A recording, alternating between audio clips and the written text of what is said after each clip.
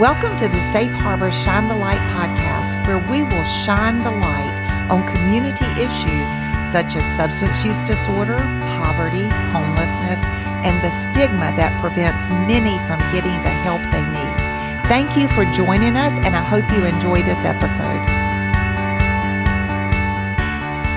Hey everyone, welcome to Safe Harbor's first Shining the Light podcast. I am so excited that you are joining us today, and I have with me Sarah Blanton, who is our Director of Development, and we have Shantiza Queen, who is a graduate of our Whole Woman program and is serving now as a substance use counselor. So welcome, ladies. I look forward to this time with you today. You know, when we had our annual event in October, we call Celebrate the Harvest, we really focused on the stigma that comes from substance use disorder and mental health as well, and poverty as well. And we really wanted to launch a podcast that would shine the light on the stigma that comes with these issues that prevents people from getting help. You know, Safe Harbor celebrates 20 years this year from the time that we incorporated. For 20 years, we have made it our mission to help women understand that their past doesn't define them, that they are a new creation in Christ, and to help them understand that if they can live into who they were called to be. So we're going to unpack that a little bit today and just talk about what in the world is stigma.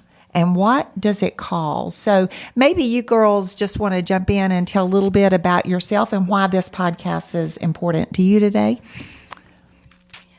Well, for me, you know, a long time ago, in my early years as a social worker, I was very captivated with the concept of recovery. You know, that whole message.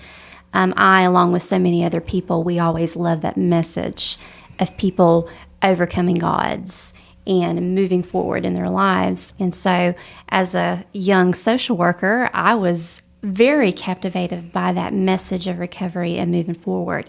And so early on in direct services and really working one-on-one with men and women, that substance use was a part of their story. I quickly began to see the discrepancies, the judgments, the stigmas, the barriers that existed. And that really opened my eyes because when you think of, we'll just use this as an example, when you think of a substance abuser, what that indicates is that obviously it's very negative, but it really puts the blame and shame on an individual instead of focusing that the substance is the issue. The person, you know, is not defective, but it's the substance. And so when you start learning and educating yourself about the addictive process and what happens in a person's life, then you begin to have an appreciation, I think, and a passion for enlightening other people about this so that you can compassionately come alongside of someone. And it really helped me see, you know, this person is completely powerless over this stuff. I mean, it's really, I can think over and over again how men and women have sat in my office, you know, as a substance use professional, crying. You know, it's not that they don't want this for their life. And so when you move from a conversation from a substance abuser to substance use disorder, I think you can really address it in a holistic way instead of it just having a perception that it is a moral failing.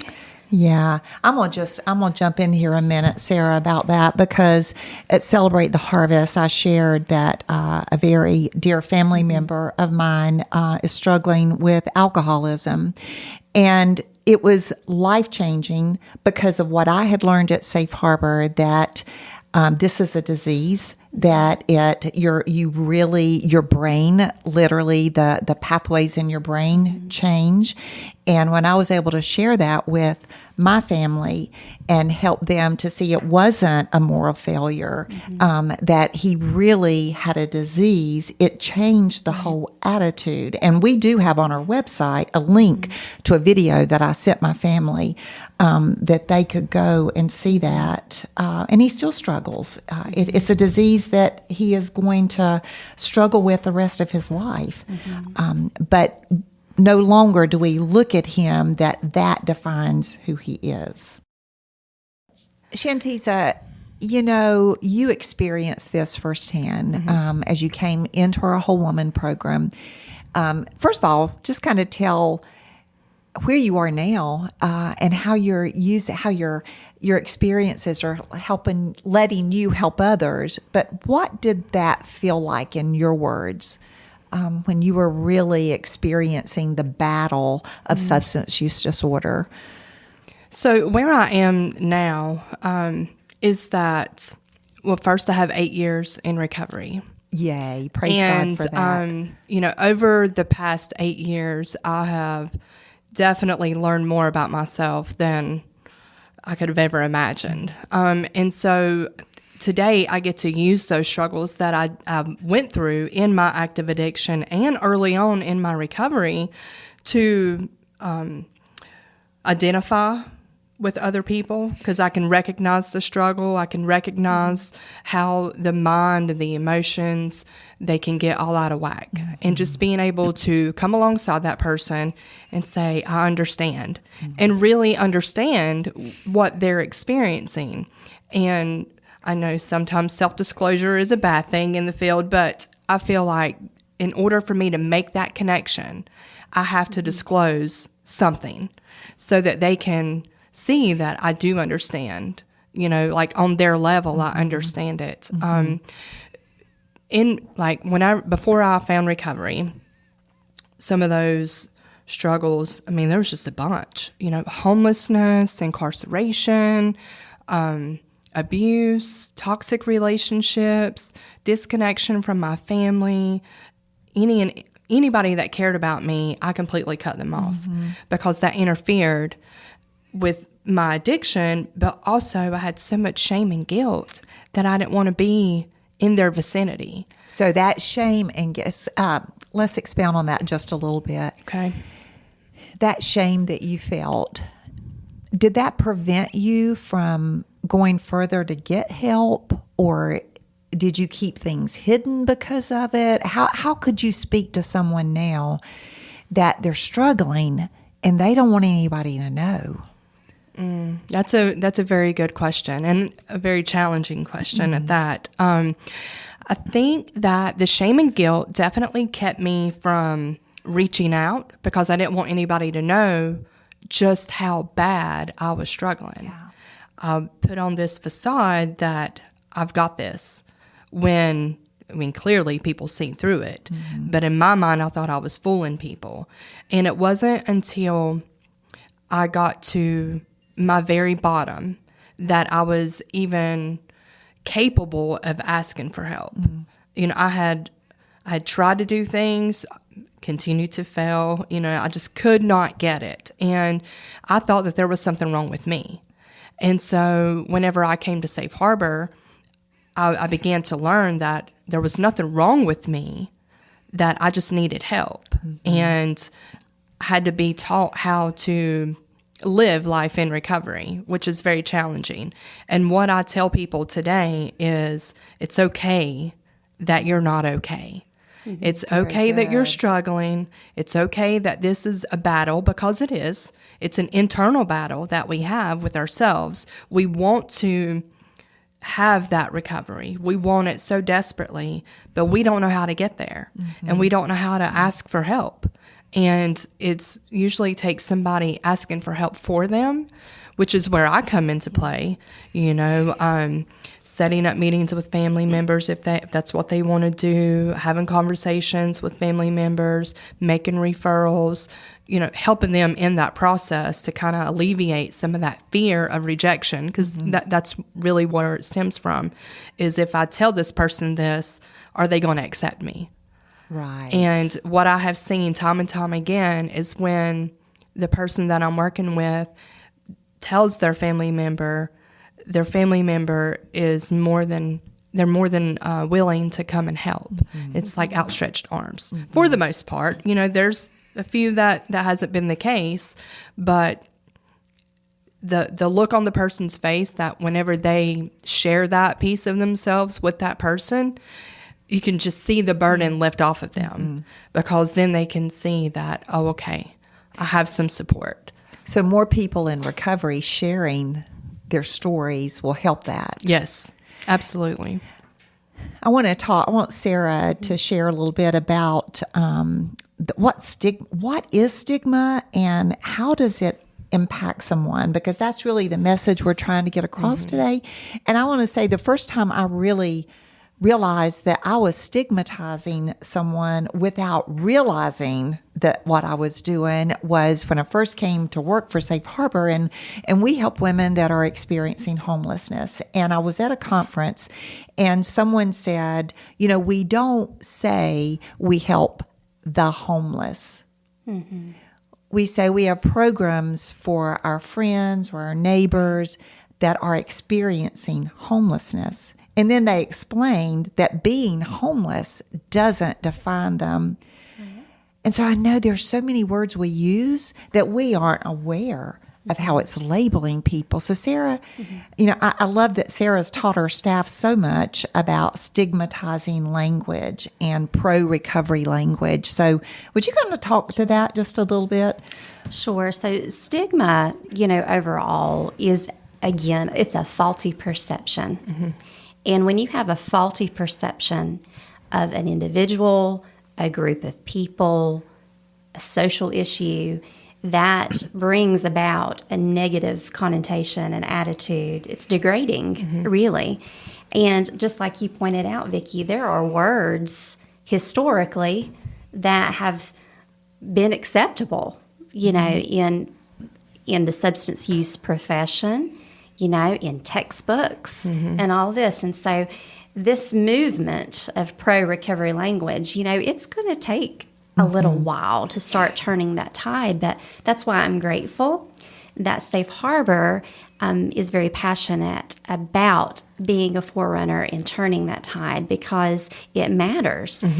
Just like you were talking about, Shantiza, bottom line, people just want someone to believe in them, And so one of my favorite definitions of stigma is that it diminishes the chances of a person achieving their full potential. I like that. And so I am bipolar. I am an addict. I am a sinner. I am it's those labels really keep us in that state of perpetual shame.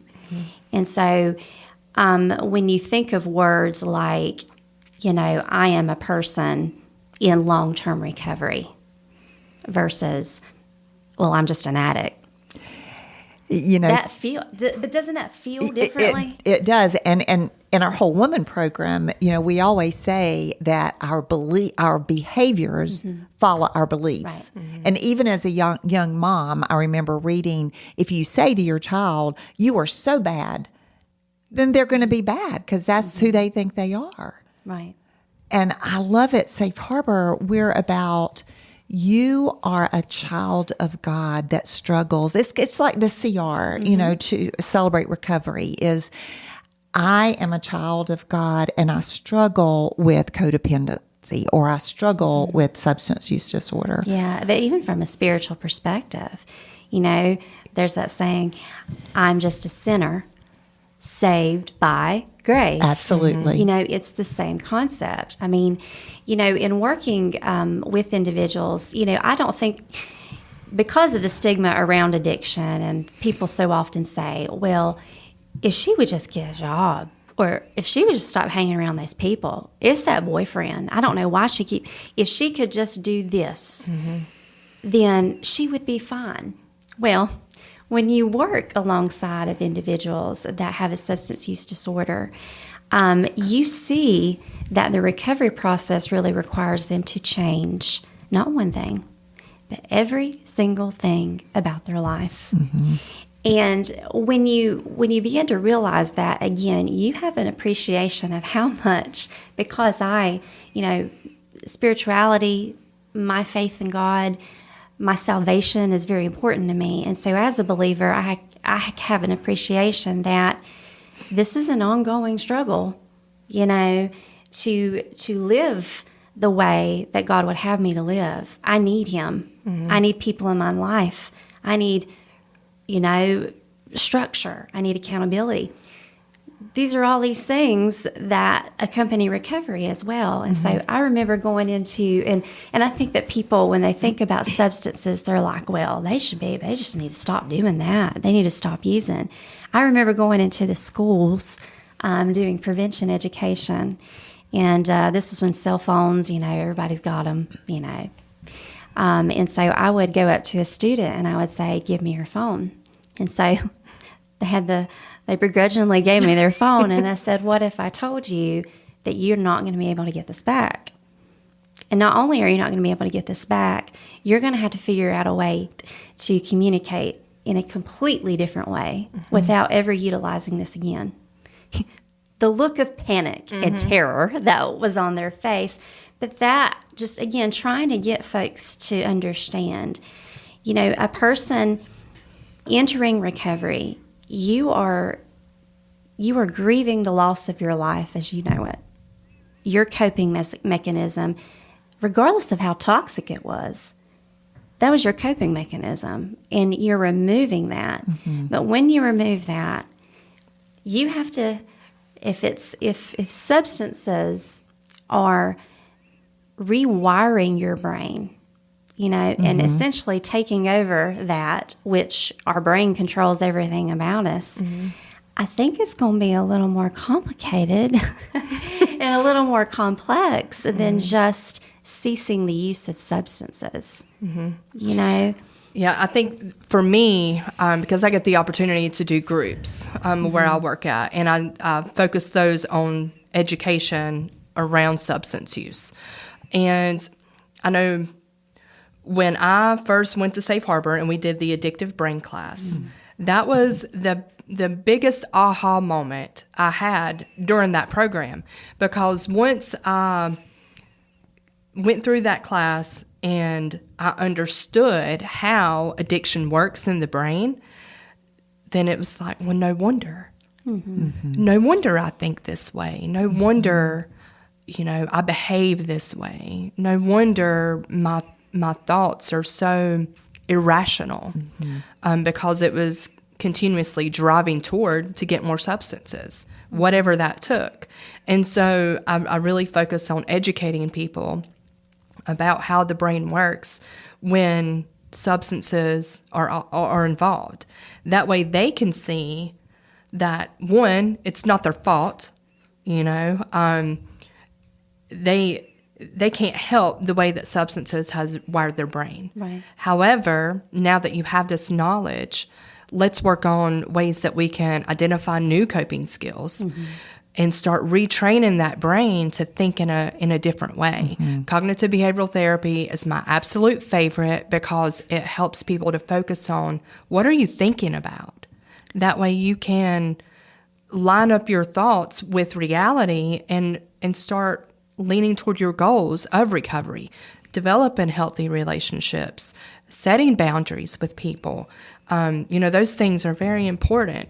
And it's so enlightening to me when I see people, they have that moment. Yeah. They're like, well, I never knew that. Yeah. Right. And from that spiritual perspective too, the Bible tells us to not be conformed by the image of this world, but be what? By Be the renewing of by your the mind. renewing of your mind. Yeah. It's that journey. That's right. Just like that journey with Christ, it's that journey of recovery. And it's a good time for me to remind our viewers and our listeners to, if you're lost in what Shantiza is talking about the addicted brain, go to our website, go to the resources page, and the very top video is Dr. Kevin McCauley talking about the addicted brain. I think it will enlighten you so much. Let's talk about, Sarah, we've talked a lot about Safe Harbor wants to be the forerunner to talk about recovery language. When I first started talking about that, I had a couple of people say, "Oh, you're just trying to be politically correct." I'm like, "No, I'm trying to save lives. Yeah. I'm trying to change the perception so that more people will come forward and get help." I want you in just a second to talk about some of that language, but I just want to read some of the outcomes if someone internalizes stigma. And here's some things to consider. Increase depression, coping through avoidance, socially and personally, decreased hope. If I'm stigmatized, if I say I am an addict, what hope do I have? Decreased self-esteem, increase in mental health and substance use struggles, decreased persistence in seeking help, and reduced self-efficacy. I probably said that wrong. But if we know this is what stigma causes, why would we not want to reduce stigma? And we can start right here in Hickory, North Carolina with Safe Harbor. So Sarah, what's some of the language that we can use to be pro-recovery, advocates? Right. Well, we touched on substance abuser versus substance use early on. And we talked also about the word addiction.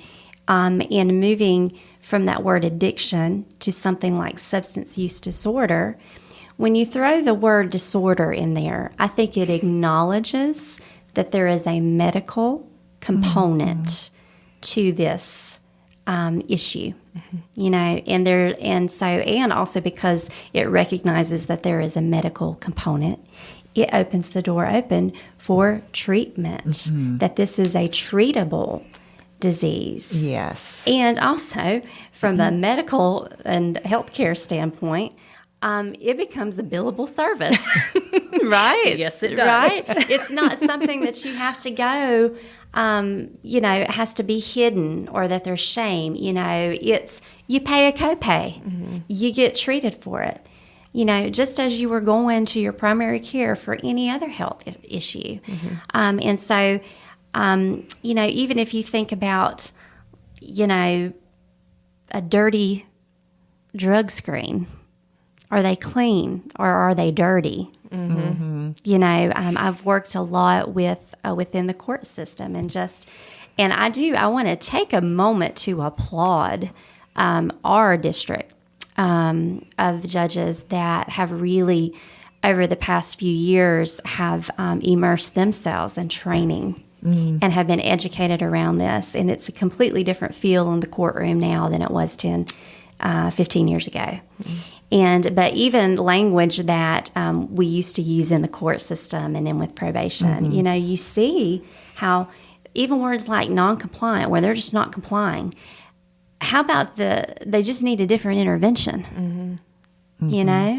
If someone has type 2 diabetes and they go and have a conversation with their provider and their provider has recommended this medication regimen, this lifestyle change, this specific diet, and that person goes for a follow-up visit and they say, "Doc, I haven't done a single thing.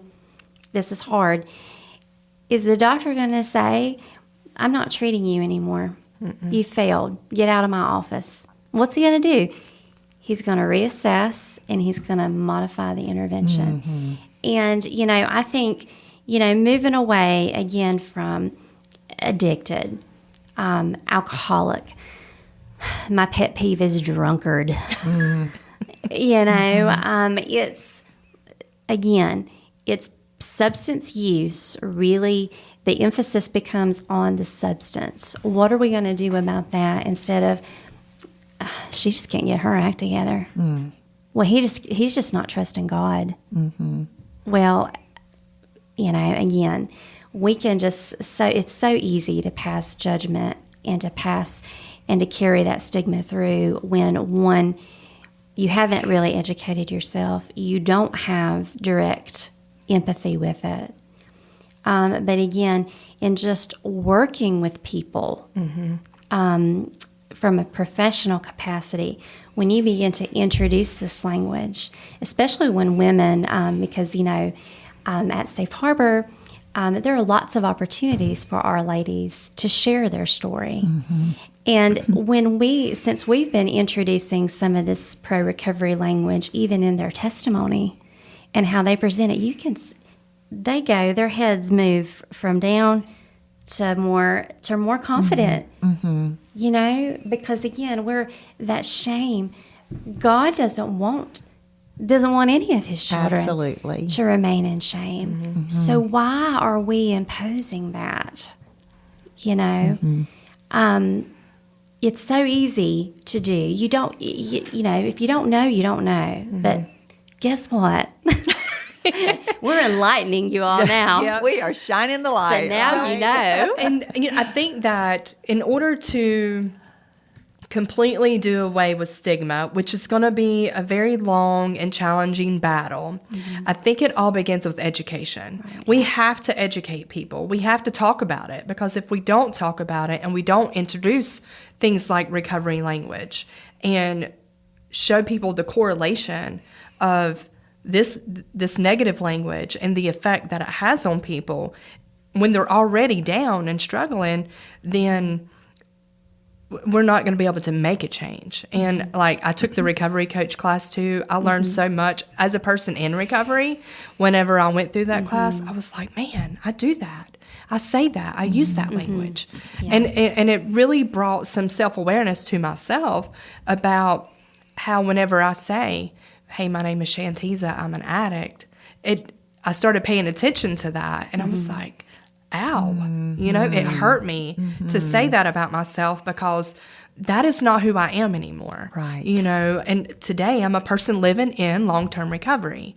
And when I tell people that, like you just said, the self-confidence that I have in that, it's like, yeah, that's who I am today. I'm that person. And I think that not only helping to educate our community, but helping to educate the people that are struggling. Sure. Because once we start introducing that language to them as well, then it can help shed off some of that shame, shed off some of that guilt, and make them see themselves in a different light.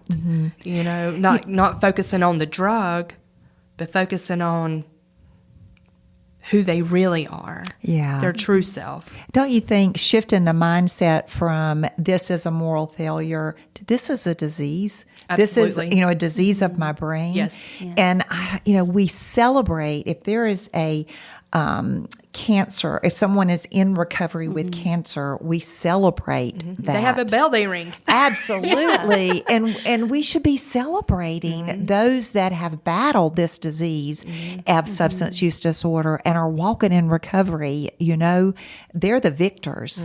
And honestly, just when I think about just how hard it is to change a habit of mine, and I think so much about how hard it is for people that have a substance use disorder to fight that, it's like they become my heroes, because I can just imagine how hard that is just with me trying to change simple things in my life. Right. And particularly the substances that are available today.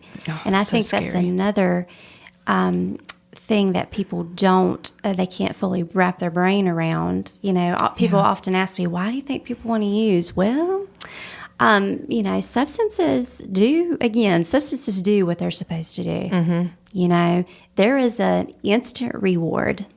And the substances that are available now, that reward is so intense that they will immediately become addicted or it could kill them.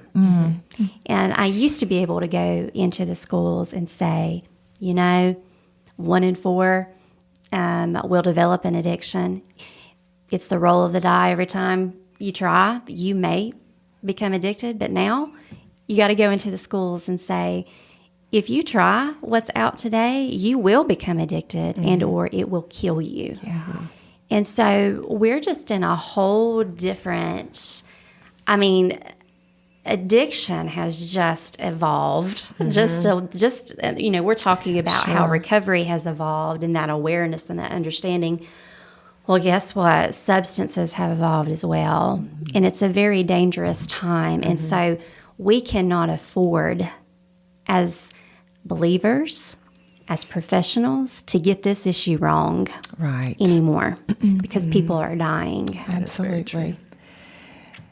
Well, I want to kind of wrap us up today. Thank you, Shantiza, for being with us and what you're doing to help others that are struggling with substance use disorder. Thank you. Thank you for taking time. It's been a And pleasure. we are so grateful at Safe Harbor to have you, Sarah, with your past experience and your heart and your passion. And now that you're in our community, sharing about how others can get involved with the mission and ministry of Safe Harbor. And thank you guys for joining us. I'm going to ask you, if you know someone that has a loved one that is struggling with substance use disorder, share this podcast with them, and also go to our website and watch that video. I think you'll find it very enlightening for yourself. So thanks again for joining us on Shining the Light.